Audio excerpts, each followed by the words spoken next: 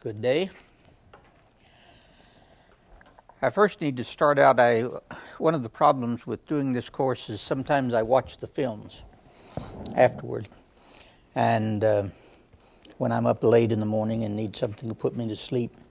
But anyway, I was noticing that in one of the classes a couple of times ago, I kept using the wrong word for what I meant. You know, that happens when you get old or when you run for president. Anyway, I was talking about the Platonic conception of God, or the Neoplatonic conception of God, and how that the One, as the title "The One" implies, is an undifferentiated being. That is, the One is being itself. It has no differentiations. In fact, I need to talk about that a little bit more in a kind of a systematic way, so that we'll understand that when we get to our study of the differences in Christian ethics. But when I was discussing that, I'll do that in just a second, but when I was discussing that, I kept saying that the One was impassionate. I don't know whether any of you noticed that was a misuse of words, because what I was trying to say is that the One is impassive. Now, do you know the difference between being impassionate and being impassive?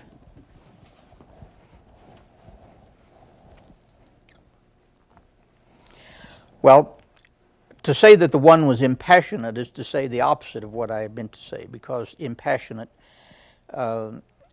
talks about being really passionate.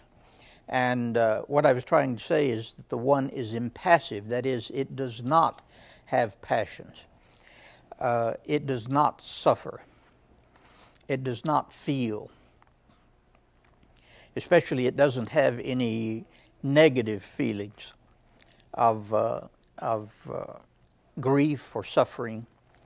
And so, in order to understand how Neoplatonism has impacted on the history of Christian thought, we need to understand that the biblical view of God is strikingly different from the Neoplatonic view of the impassivity of the One.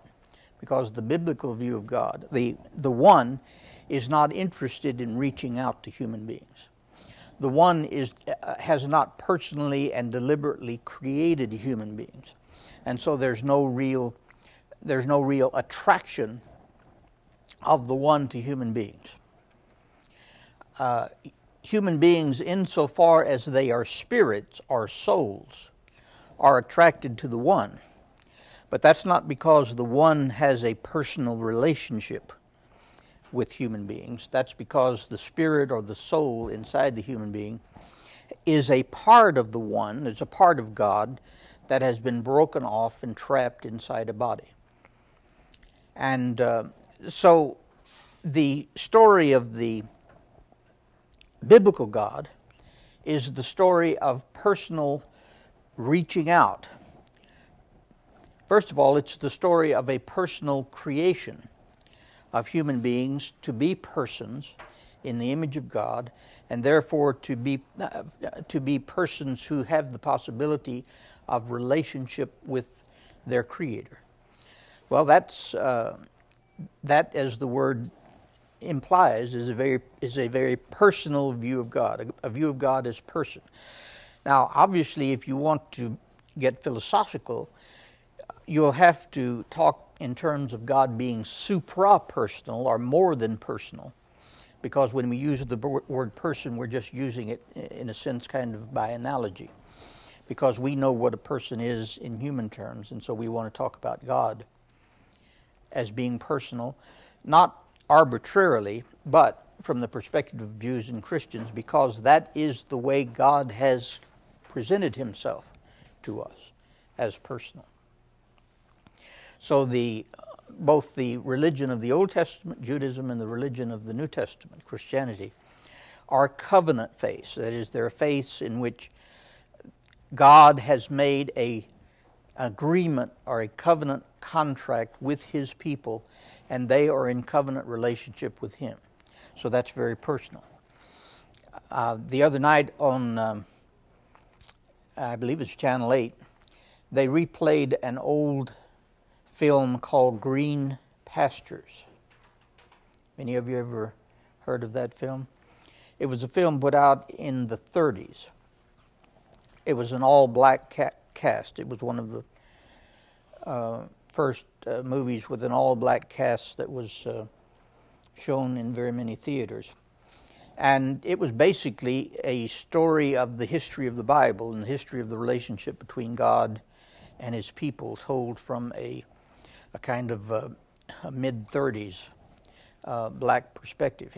In fact, it's really not very politically correct these days, because they show God and black religion in a not very sophisticated light. But one of the things that was very important in this Green Pastures film or story is that it does bring out in bold detail the general Christian conception of the personality of God.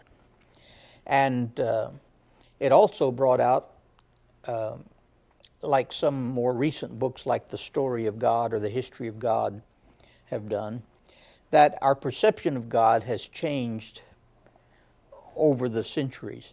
That is, the people of the Bible's perception of God has changed over the centuries. And they particularly mentioned the prophecies of Hosea as giving a softer image of God, an image of God that is more compatible with the idea of grace and mercy and so forth.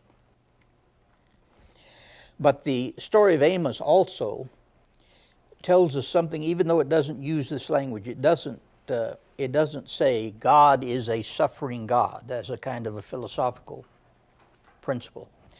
It does tell us about what God's relationship is to his people from the perspective of Hosea and the other prophets. That is, he is someone who has a covenant relationship with his people. So when they hurt, he hurts. When they do things that hurt themselves, he grieves. Well, you have this language all through the Bible, how that God grieves and God suffers and God hurts and God is depressed over the way his people are acting.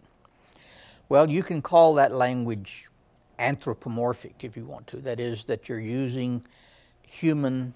You're kind of changing God into a human being, but from the biblical perspective, you're actually doing something different.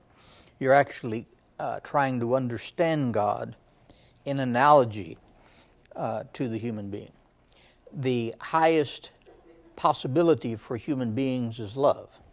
We have a little bit of an understanding about what love is because of our own experiences. And so we have then a category or a peg, as we talked about a couple of times ago. We have a peg to hang something on. So we can think of God as love, by which we don't mean that his love is exactly like the love that I experience, but it is similar to it, except that God is love with a capital L. God's love transcends anything that we can experience or anything we can feel or hope for.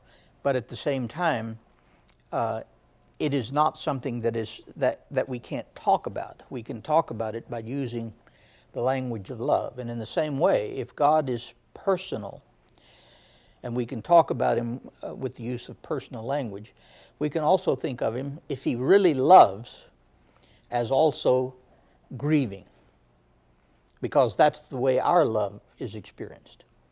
If you haven't had any grief because of your love, then you haven't had teenagers yet.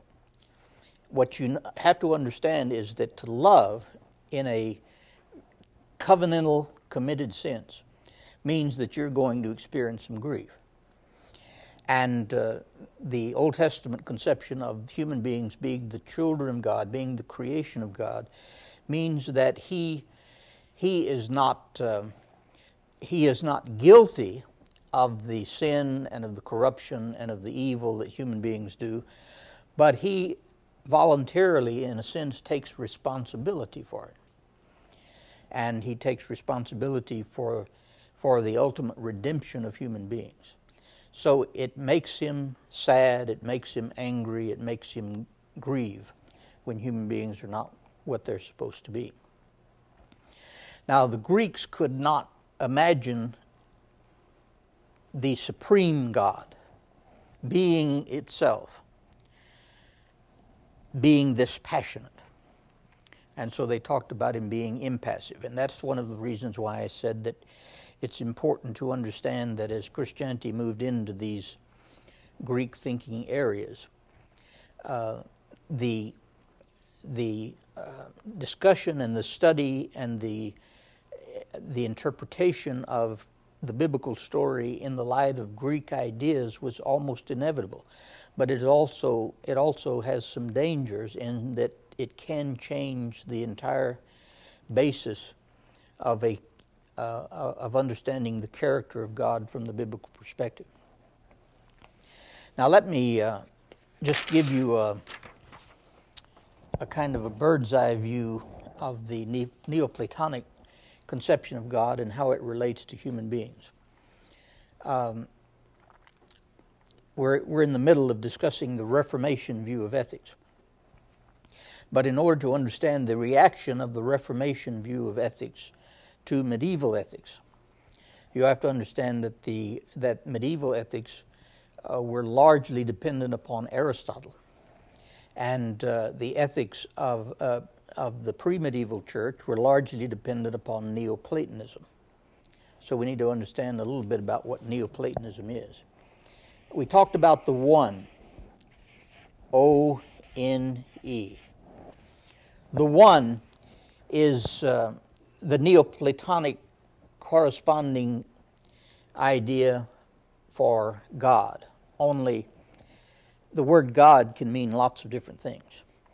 The word God in the Bible, of course, for instance, can refer to all of the different things that are worshipped in the ancient world.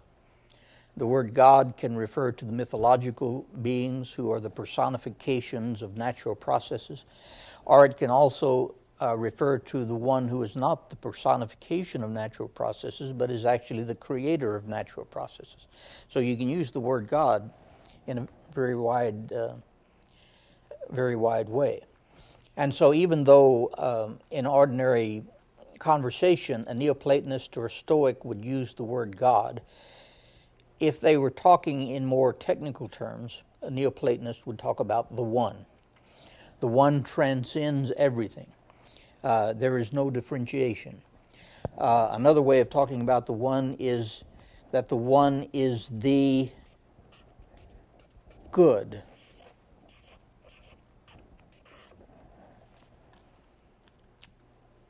There is a hierarchy of good, or a hierarchy of being.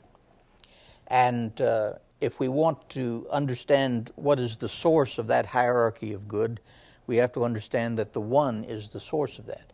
Another way of talking about the one is being itself.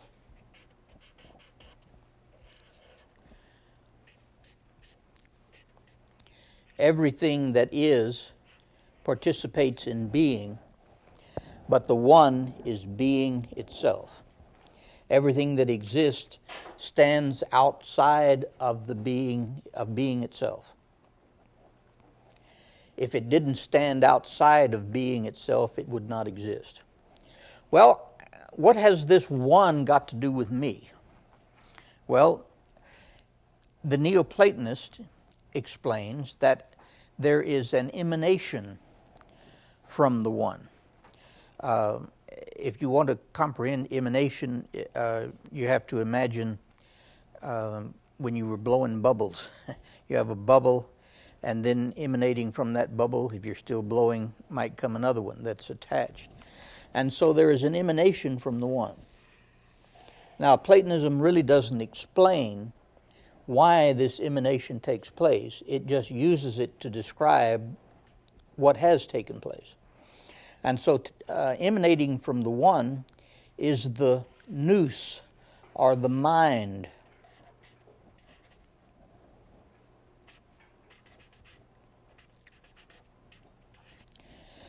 And in Platonism, and you'll remember if you remember the quote from the New Testament, in the beginning was the Logos.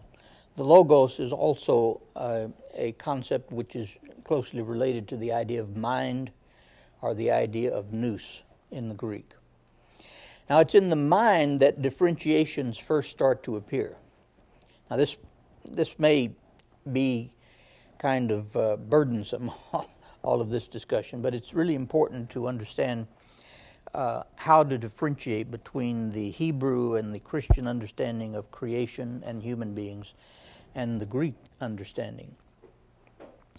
In the nous come the first differentiations, but these differentiations are ideas. There's nothing real yet. There are only ideas. For instance, in the mind or in the nous, there's the ideal horse, but there's still no horse. Why isn't there a horse? Because one of the things horses are made of is matter. Well, where is matter? Well, you have to look very far down the road, according to Neoplatonism, to find matter, to spy matter. Because matter has nothing whatever to do with the one. Because the one is being itself, and matter is non-being. Now, if you follow this, this will turn out to be kind of rational. That is, whether you agree with this way of looking at the world or not, it still has a rationality and a logic to it. So, from the perspective of Neoplatonism, matter is non-being, which means if the one is the good, what is matter? The matter is evil. The matter is as far away from the good and as far away from God as you can get. And so the one has no interest in matter. But again, for some reason, and again, Neoplatonism does not explain why, but for some reason there is an emanation from the nous, or from the mind, that picks up matter. And that emanation is the soul, with a capital L, with a capital S, soul. Everything from the Neoplatonic perspective has soul.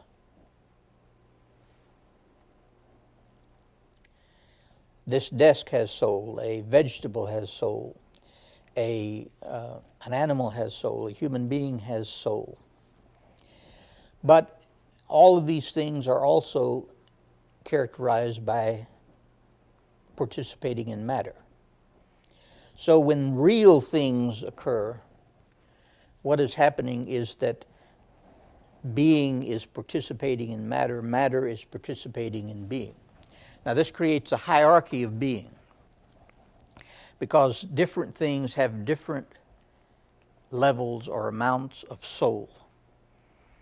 Now, I hope you can recognize this as a vast oversimplification of Neoplatonism, but it's important to kind of get a picture so we'll know what we're contrasting.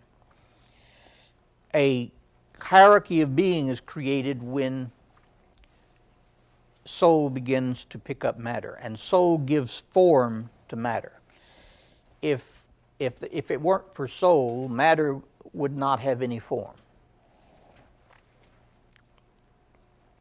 Well, what is the lowest participation of soul in matter? In other words, in what part of reality is a thing mostly matter and less soul?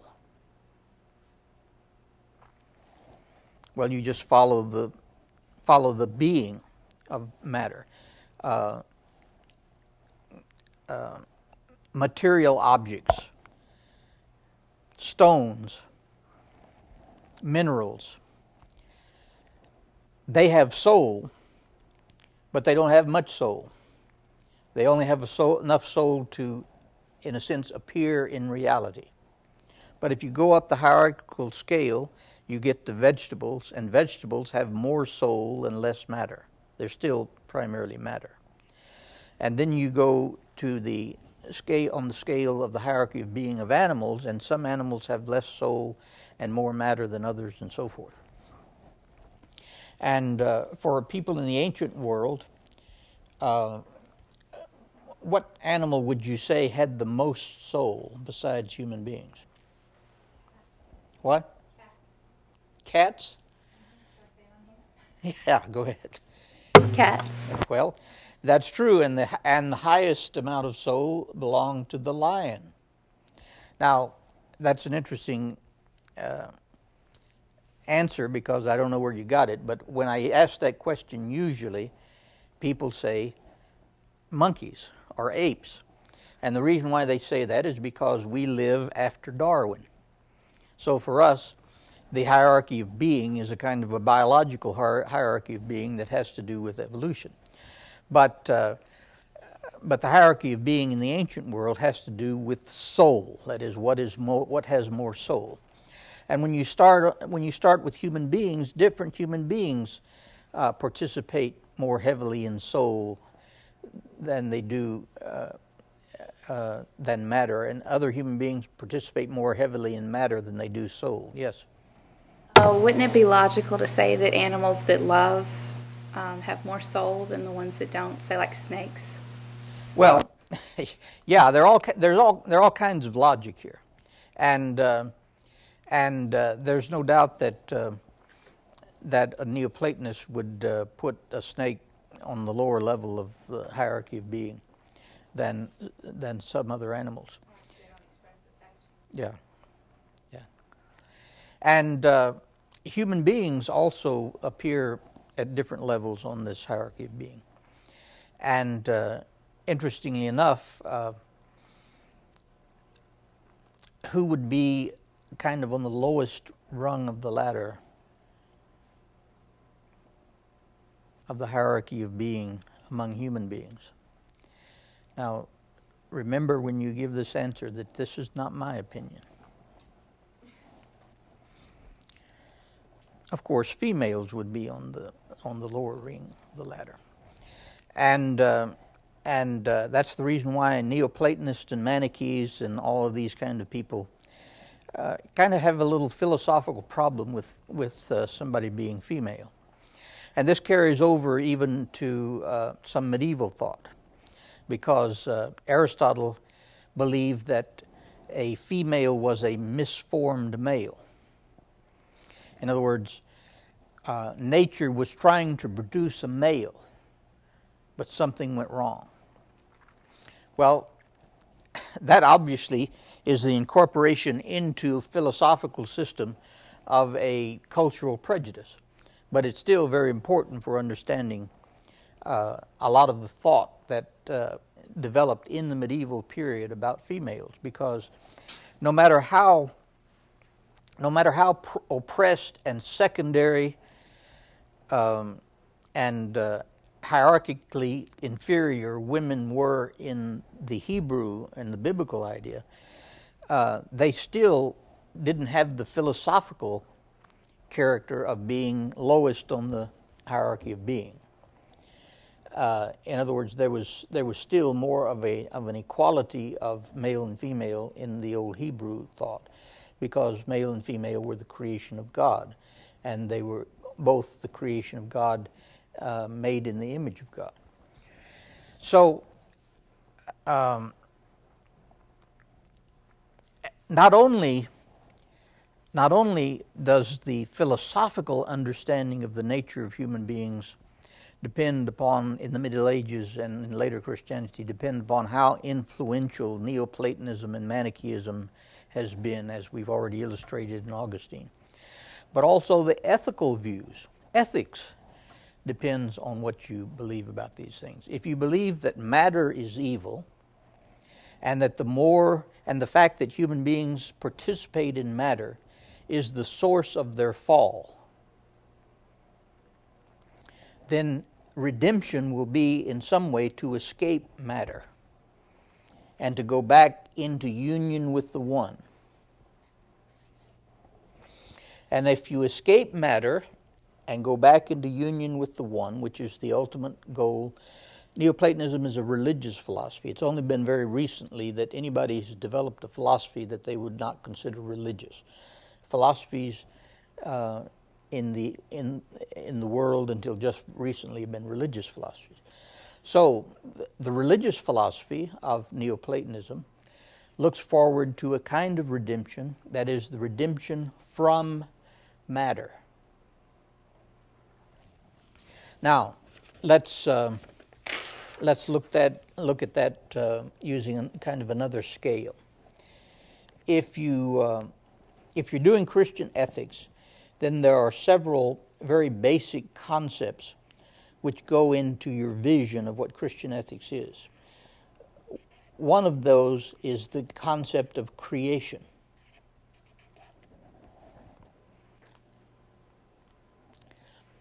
And you get this concept throughout the Bible, but obviously the Bible begins with this concept in the book of Genesis, in chapters 1 and 2, when it talks about how human beings are the creation of God. And after each act of creation, according to Genesis 1, God says what? That's good. Now, that means that from the biblical perspective, matter is not the opposite of God. Matter is the creation of God. In contrast even to the Babylonian mythologies that the book of Genesis is reacting to. If you want to understand the book of Genesis, you need to understand that the book of Genesis is written in reaction to some stories of the nature of human beings and of God that already existed. When Abraham, for instance, was called, Abraham was not a Jew, he was not an Israelite, he was an Aramaean who lived in what is now Iraq. And so when Abraham was called, you need to understand that he was not a Jew, he was not an Israelite, he was not a monotheist. He was probably someone who had been raised on the mythological stories of the gods. And the Babylonian mythology of the gods, chaos, the great mother goddess, is the source of all being. And so the story of creation, actually the word creation is misused when it's referring to the Babylonian myth, because the Babylonian myth is a myth of generation or emanation rather than a myth of creation. But in the old Babylonian myth, everything begins with the great mother goddess of chaos. And out of the mother goddess of chaos comes everything ultimately, both human beings and the gods. So in Babylonian mythology, the gods and human beings are made out of the same stuff. So Genesis 1 is written in reaction to and even in contrast to the Babylonian myth out of which the people of Israel had come culturally. So some scholars talk about Genesis 1 as being a demythologizing work of literature. That is, it demythologizes the ancient myths.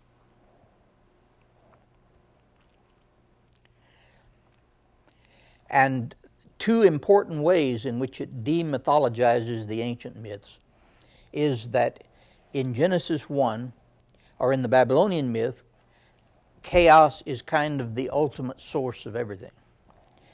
In Genesis 1, chaos itself is the creation of God. And then it's out of chaos that God builds everything.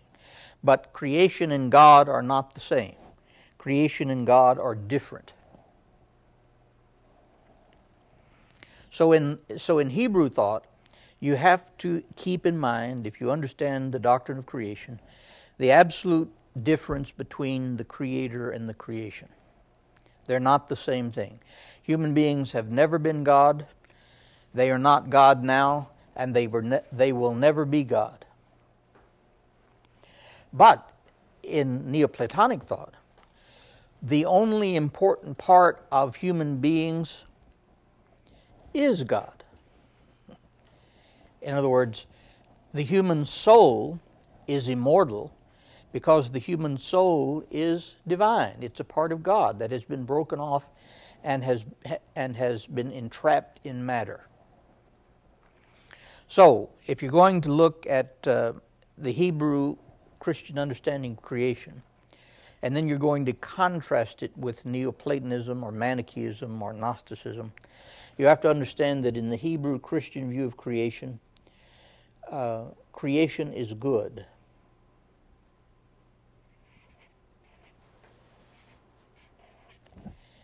Whereas in the Manichaean or in the Gnostic, or to a lesser extent, but still true in the Neoplatonic scheme, creation is not good.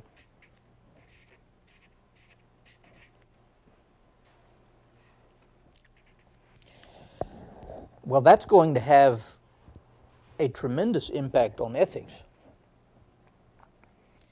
Because in ethics, you're trying to find out what is the good. The second traditional Christian concept, which is important for understanding the story of the Bible, and therefore the story of God and the story of human beings, and also the basis for ethical understanding of the nature of God and man, is the fall. Now, if you believe, as the Hebrews did, that creation is good, then what would you think the fall would be? You could put it in several different ways. You can say that the fall is the distortion of creation.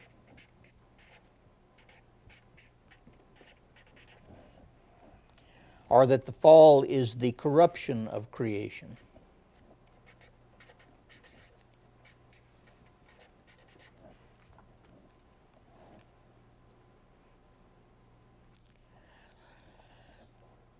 But now you're looking at creation or nature or things from the perspective of a Gnostic or a Manichae or a Neoplatonist. What is the fall? Okay, the fall is creation itself. Creation is the fall. The fact that you have a body is the fall in all of these worldviews. Well, that means that when you come to the problem of salvation or redemption,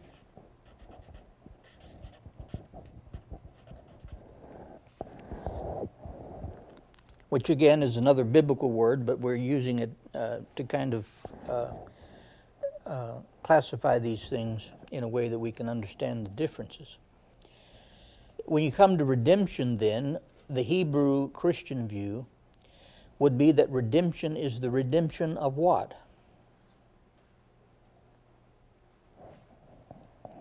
If creation is good, and the fall or sin is simply the distortion or the corruption of creation, then redemption would be the redemption of creation.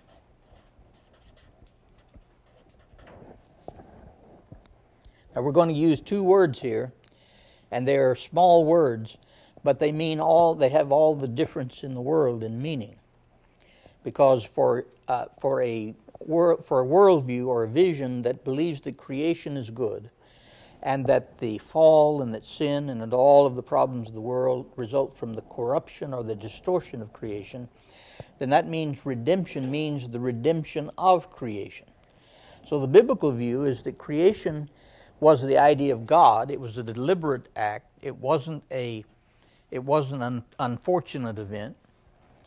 And that the fall of creation was the unfortunate event, and therefore the redemption or the salvation of that which God has created is the ultimate goal, the redemption of creation.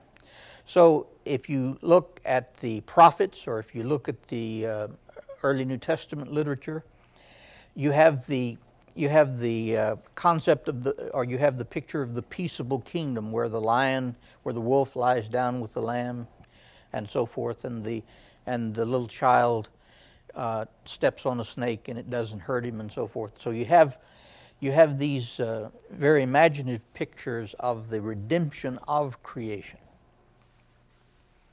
I have a collection of paintings by Hicks, which are called The Peaceable Kingdom. And I don't remember how many he painted, 70 or 80. But they're all pictures of this image from Isaiah of the wolf lying down with the lamb, the lion lying down with the lamb. And a lot of these pictures have to do with William Penn in Pennsylvania, because William Penn was a pacifist, and Christian ethics worked in Pennsylvania more thoroughly and for a longer time probably than any other time in history, because there was a period of about 70 years after William Penn established Pennsylvania as a kind of a Quaker community. There was a period of about 70 years when, as far as we can tell, there was no hostile action between white people and Native Americans. And that was the longest period in history in which there hadn't been that kind of war. You know, there had been wars in Europe continuously. But in this little section of the world called Pennsylvania, where William Penn and his Quakers had influence, you had the longest period of peace. And this is what Hicks is painting, because from his perspective, that period of peace, that peaceable kingdom that Pennsylvania kind of represented. Now, it wasn't perfect, but Pennsylvanians didn't start mistreating Native Americans until us Irish showed up in Pennsylvania, because the Quakers were doing a pretty good job. So the peaceable kingdom is very important in the Old Testament prophets. And in the New Testament, you have the concept of the redemption of creation in Romans chapter 8, where Paul describes creation itself kind of standing on tiptoes, looking forward to its own redemption, because the creation itself will be redeemed. And then you have in the last chapters of the book of Revelation the idea of the new heavens and the new earth. And Paul also talks about being redeemed, being a new creation. That's also the idea to which this concept of the new birth is related, though the idea of the new birth is used in probably slightly different ways from the way the New Testament uses it these days. But anyway, all of those images are images of the fact that God has created human beings and He has not given them up. And not only has He not given up human beings, but He has not given up His whole creation. In other words, from the biblical perspective, the creation does not belong to the devil, if you want to put it in those terms. The creation belongs to God. The devil, so to speak, has control over it. And human beings are messing it up and corrupting it and distorting it. But God is grieved about that. But that doesn't mean He's given up. From the biblical perspective, God is working full time to get His creation back, to redeem His creation, and to bring it back into fellowship with Him. So redemption is the redemption of creation. However, if you start with the idea that creation is not good, because creation itself is the fall. One of the ways this is put is sometimes the biblical fall is called the historical fall. That is, that the fall in the Bible occurs after creation and is not caused by creation. Whereas the Neoplatonic concept of the fall is the transcendent fall.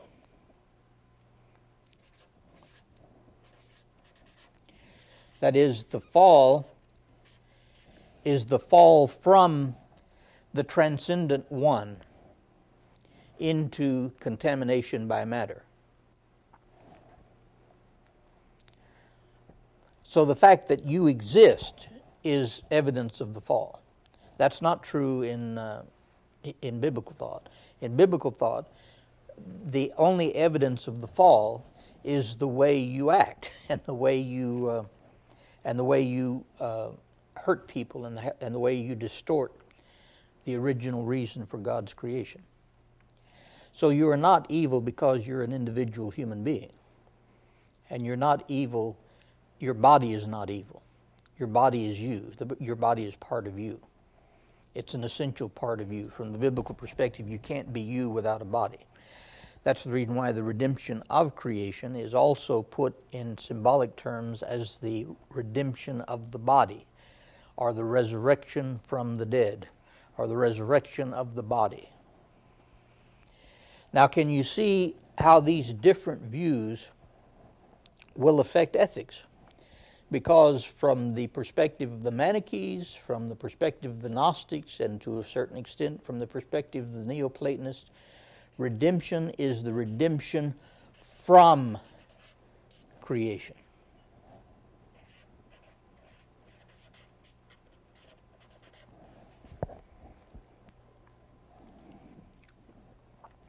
Now, I want to reiterate, this obviously is an oversimplification, and if you want to understand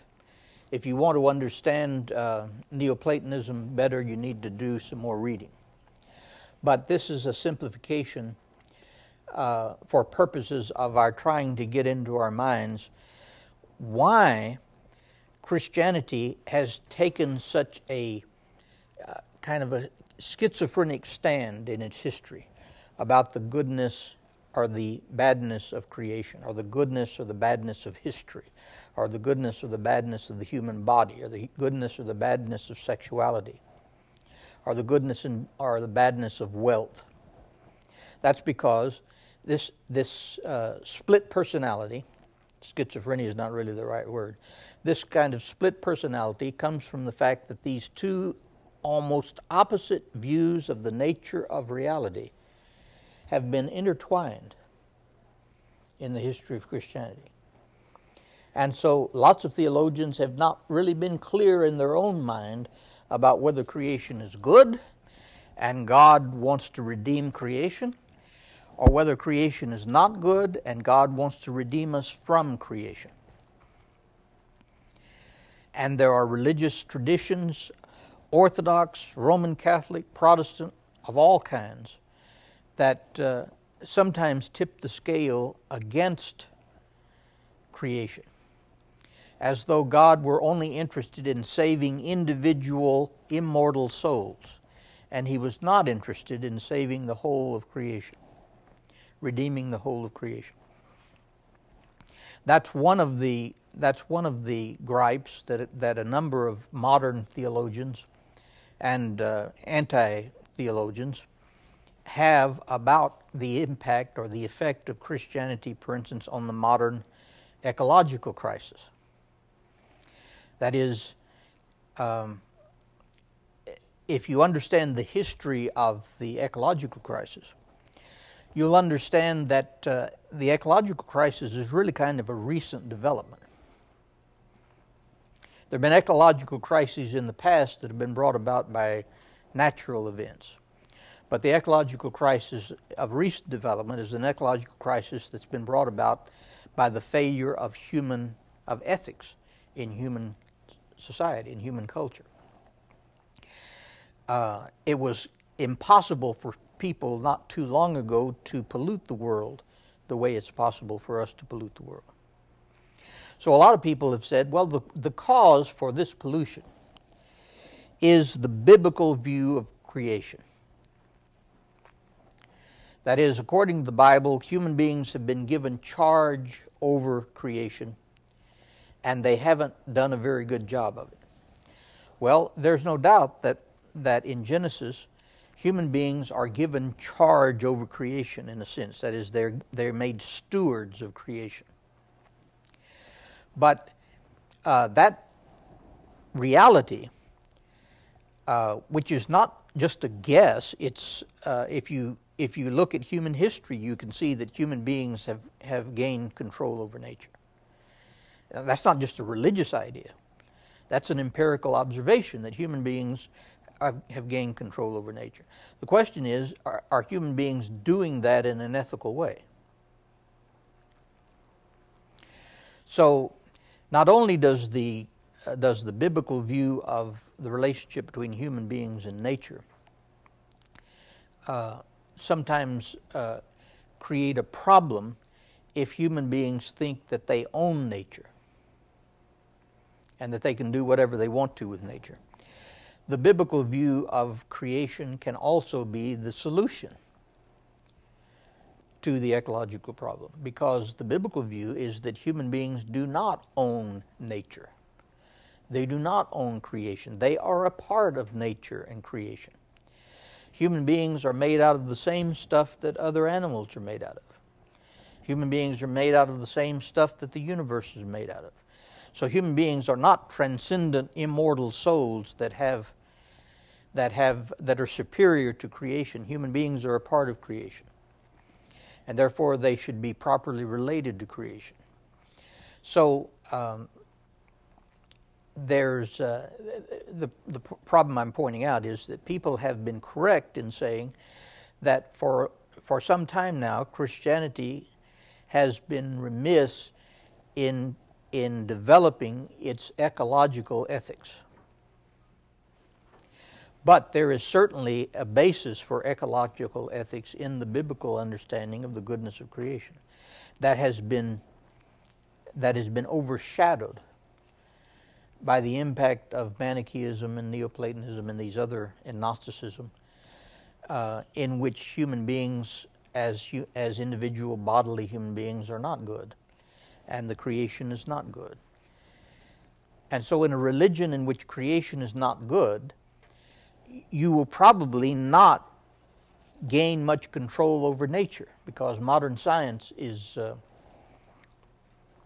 kind of based on the assumption that creation is good and that creation is not God and can be studied separate and apart from itself, from the study of God. And so if you don't have this biblical understanding of creation, then you have no basis in your culture for the development of modern science. And if you have no development of modern science, you have no basis for the development of modern technology. But developing the fact that nations who have been influenced by the biblical view of creation have created modern science and technology does not necessarily mean that they have been ethical in their use of technology. It's obvious they haven't been. But there is possibility there. If you believe that the body is evil and that creation is evil, there's really no possibility there of developing an ecological ethic.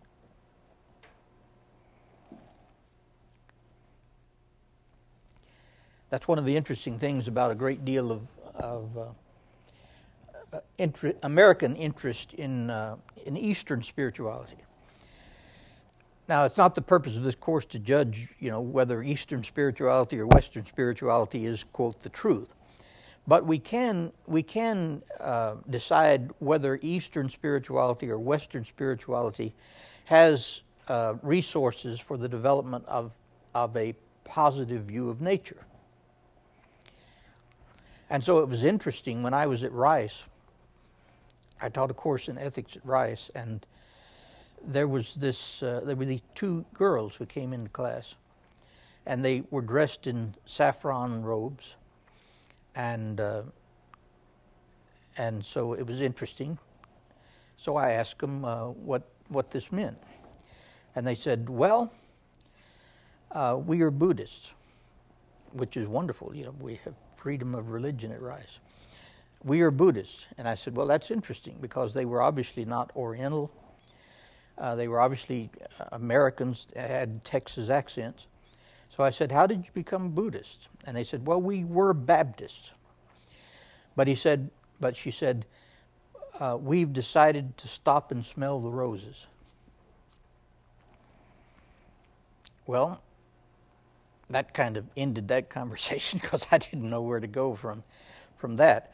But the point I would have made with them if I had carried on the conversation more is that that the reason why they were interested in stopping and smelling the roses was probably more because they were raised Baptists than Buddhists, because a lot of Buddhists in Japan, for instance, are wonderful gardeners, and they have wonderful gardens and beautiful roses and all this kind of thing. But a Buddhist who has a garden and who pays a great deal of attention to the sensual pleasures of this world is really not expecting to be redeemed very quickly. The Buddhists who are expecting to be redeemed are who? The monks who separate themselves from sensual enjoyment and sensual life and marriage and sex and so forth. These are the folks who believe that they finally come to the point where they're going to get serious about this and be redeemed or saved from creation. Because if you're saved from creation, that means you're saved from suffering. And that's the ultimate goal in Buddhism, is to be saved from suffering. And so I have some friends, some of them who teach in town, who were raised Christians, but they became Buddhists because they assumed that being a Buddhist would give them a better ecological ethic. But after they become Buddhists, they realize that there is no ecological ethics in Buddhism. That you're wrong in expecting an ecological ethic in Buddhism. Now that doesn't mean that Buddhists can't be ecologically ethical, but that does not arise out of the Buddhist theology or the Buddhist philosophy, because the Buddhist philosophy considers, and Hindu philosophy considers what we call creation to be Maya, which means illusion. And that may be correct. A lot of Americans are coming to that conclusion.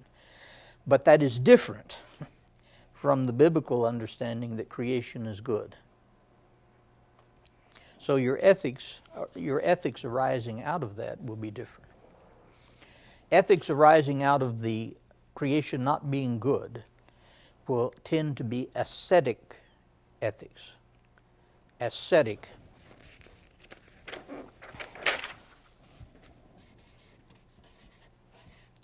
Which means what?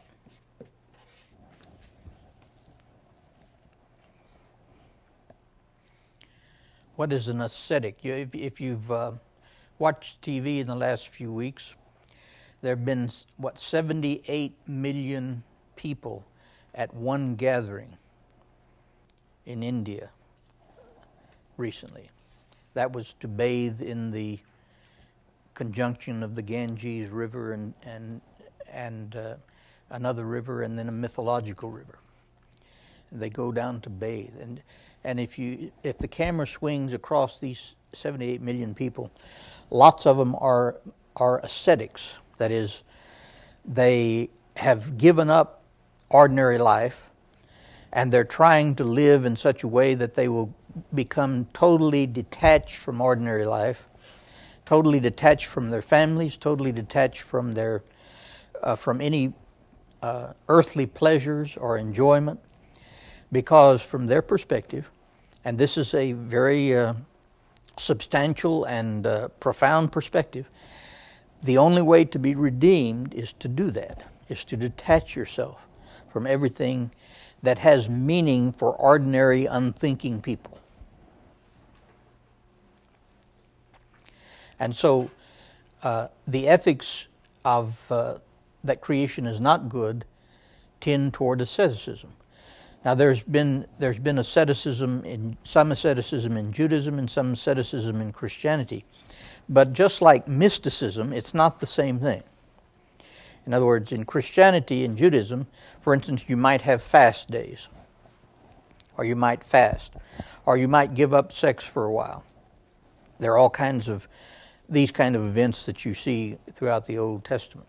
But you don't give up sex in Judaism or in Christianity because sex is evil. And participating in sex will hinder your being holy or being redeemed. You may give it up for some other reason. That's the reason why you cannot say that Judaism and Christianity are really ascetic ethics. Christianity and Judaism are world-affirming ethics. world affirming.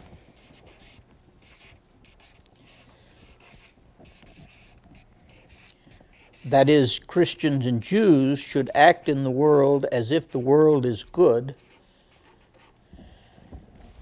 and everybody deserves to be able to participate in it. Not that the world is evil, and that in order to be holy you don't want to participate in it at all. That is a highly individualistic ethic.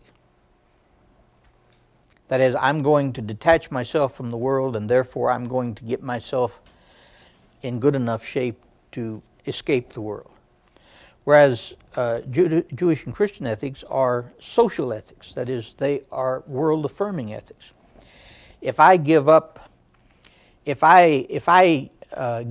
some of my wealth, that is, I decide not to be a conspicuous consumer, decide to set aside some of my wealth to help somebody else, it's not because their being wealthy is evil. If that were true, then it would be a sin for me to give them any help. It's that they deserve the necessities of life just as much as I do. And if I am hoarding what to them are necessities just for use on my own extravagance and excess, then that's where ethics comes into play in Christianity. So you don't give up a good meal because it's evil to enjoy good food. You might give up a good meal because it's good and someone else deserves to enjoy it too. So I hope these kinds of pictures give you a little bit better understanding of what kind of cultural, theological, and ethical things kind of came into collision in Europe and in Egypt and other places when Christianity moved into these areas. There were already ascetic monks in Egypt before Christianity came there. And basically what happened is that these ascetic monks were converted to Christianity. It wasn't that they became ascetic monks after they became Christians. Asceticism was converted to Christianity. And so asceticism became much more important in the first few centuries and even through the Middle Ages in the church than it had been before. Now, that brings us back to Luther and Calvin. Because Luther and Calvin are not ascetics. Certainly, Luther was not an ascetic. Luther believed, after he came to his understanding of justification by faith, Luther believed that creation was good.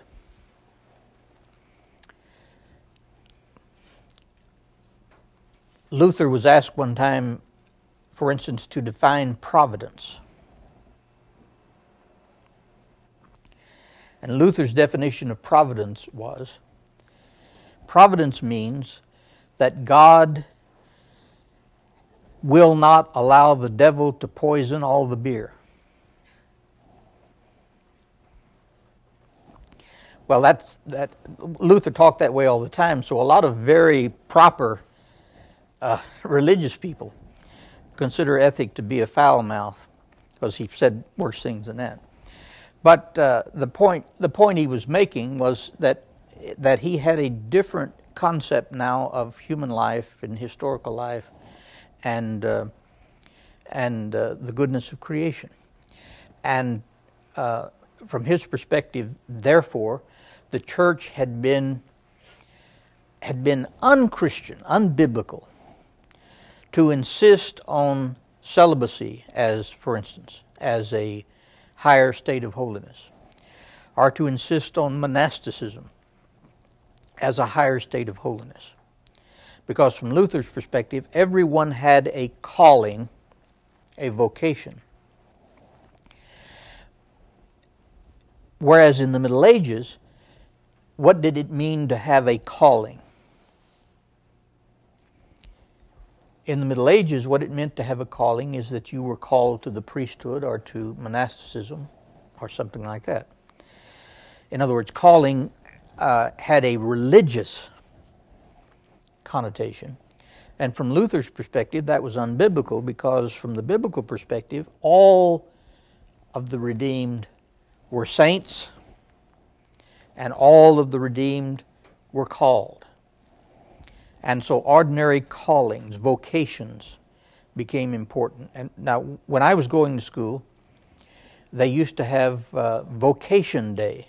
I don't know if they still have those in high schools or junior highs, but they used to have vocation day.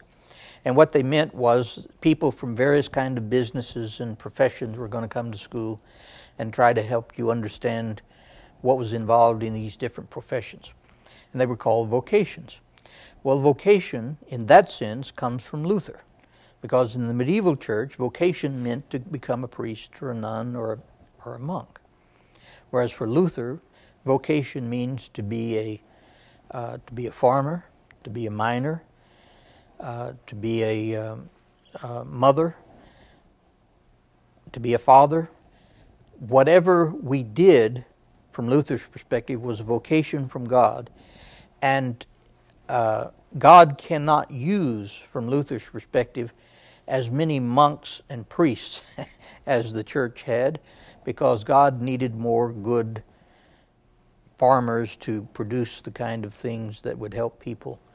In other words, Christian ethics is the ethics of the whole of life. It's not just the ethics of a religious life.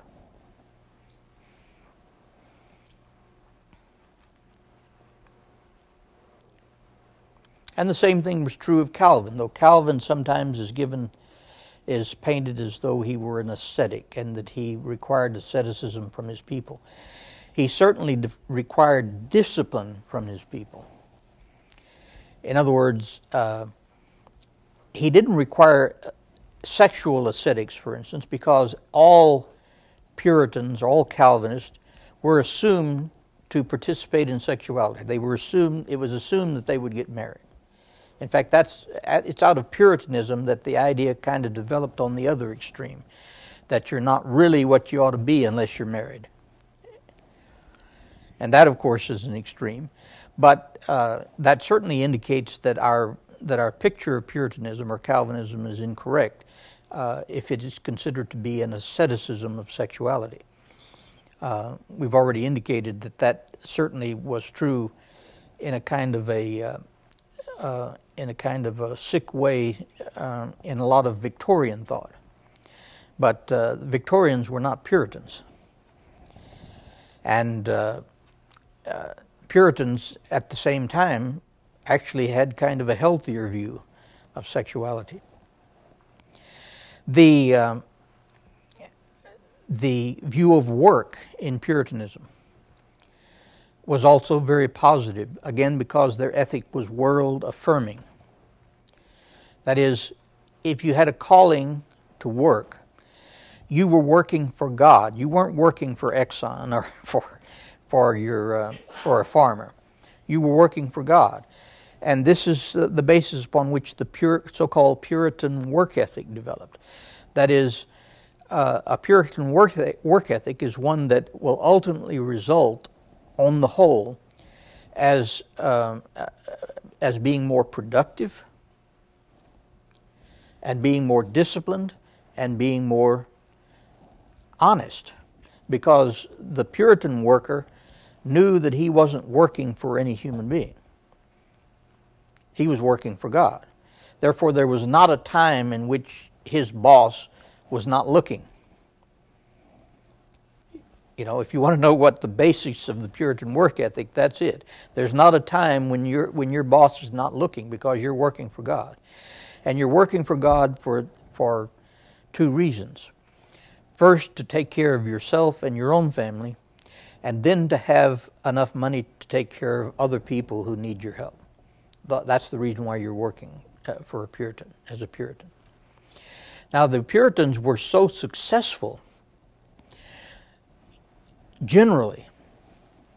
Obviously, there are individual Puritans who were total failures, economically and otherwise. But generally, the Puritans were so successful, just like comparable people today, like the Mennonites and the Amish, who have this same work ethic. They are so successful that they not only have enough money to take care of their families, they also have enough money to take care of other people in the community who need help, and they still have money left over after all of that. And this was the germ in America and England of what we call capitalism. Because what is left after you've taken care of your family and after you've taken care of other people in your community, what is left is just kind of lying around. You invest it. And so the Puritans were also the first Christian religious group to take the onus off of money lending for interest.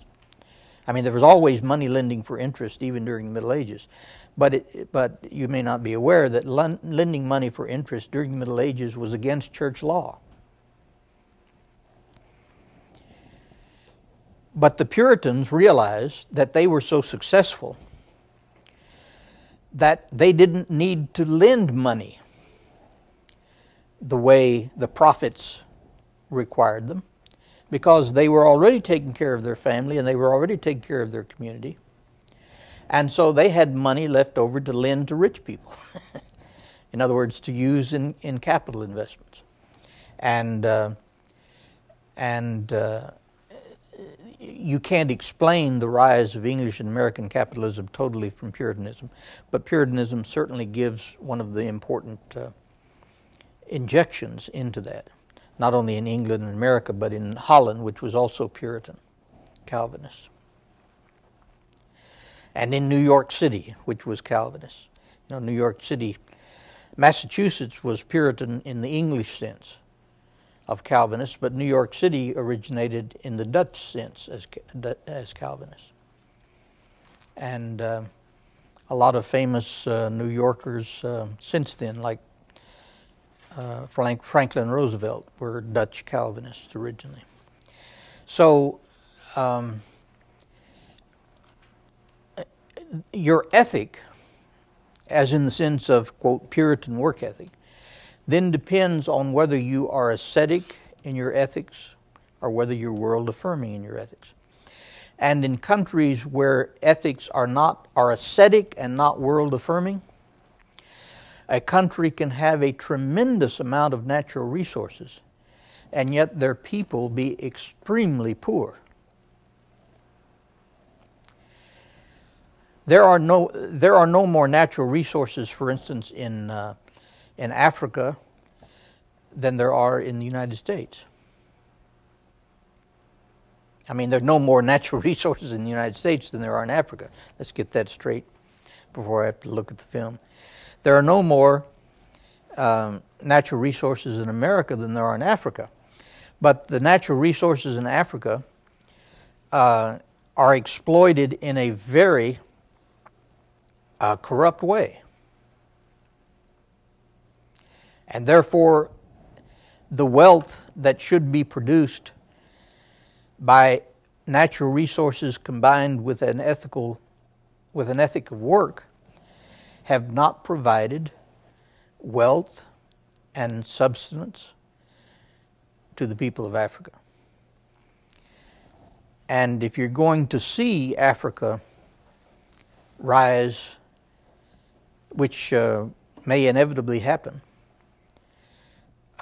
it's going to be when there is a kind of a world-affirming work ethic that's combined with the wealth of natural resources. But the world-affirming work ethic that was important for European society was a world-affirming work ethic that also was kind of theocentric. That is, you were working for God.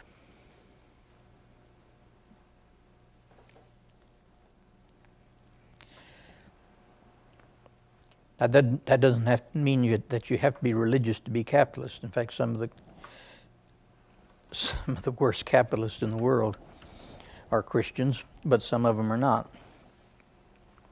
And that doesn't mean that capitalism is to be equated with Christianity, because capitalism is just a way of operating, and it still has to come under under some kind of ethical guidelines.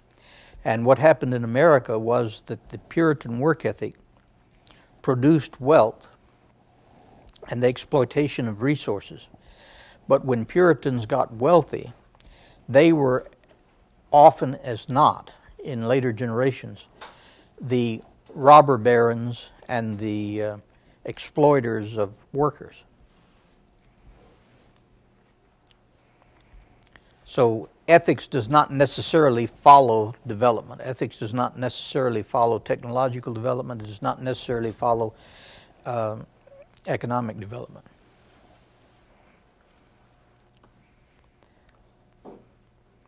So you can be wealthy and treat people right, or you can be wealthy and treat people bad. And that's the reason why it's important to try to understand the relationship between ethics and and the world, ethics and society. All right, does anybody have a question or comment about any of that?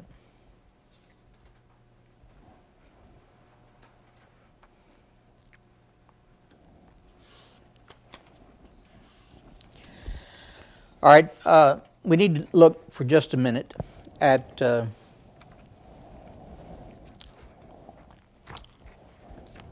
18th and 19th century with the development of rationalism. The authority of the medieval church was basically undermined by the Reformation. But that doesn't necessarily mean that religious ethics was totally undermined, because 18th and 19th century rationalism tended to be, in many cases, as religious as Reformation ethics or as medieval ethics. But it, as the name implies, it tended to be rationalistic. That is, it tended to depend more on reason for as the basis for ethical thought and ethical decisions than on revelation. And so a great many people who were still fairly religious and went to church all the time downplayed to a certain extent the importance of revelation. Revelation, according to some of these people, was important for the common person. Even preaching on going to heaven and going to hell might be important for the common person. But for the rational person, interestingly enough, from their perspective, for the rational person, through reason you can come to basically the same ethical positions as you get from the Bible. So again, this was kind of the revival of a natural ethic, of a natural law. It was also less dependent on the Christian conception of the fall. You remember we talked about Calvin believing that human beings are totally depraved, and how that meant something different. We still may not want to agree with it, because I don't agree that Calvin's ethic is exactly biblical in some ways, but and so we may want to critique it in the light of the biblical ethic or in the light of our own ethics. But at the same time, he didn't mean by that human beings were totally evil and totally corrupt, because as a Christian theologian, he had to believe, basically or essentially, that human beings were essentially good. Because, as we saw in these outlines, if you don't believe that human beings are essentially good, then you don't believe that human beings can be redeemed.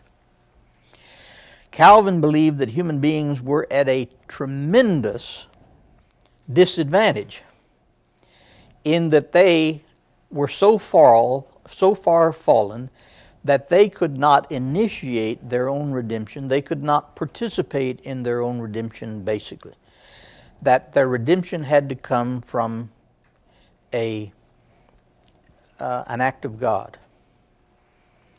Now, that's still basic to Christian theology, but you can talk about it in different ways, if you understand what I'm saying.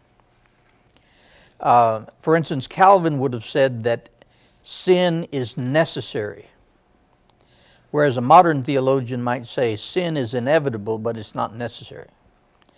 And Calvin would have said human beings are evil, but a modern theologian would say human beings are essentially good, but they're practically are existentially evil. That's what sin is. And we'll talk about this more next time.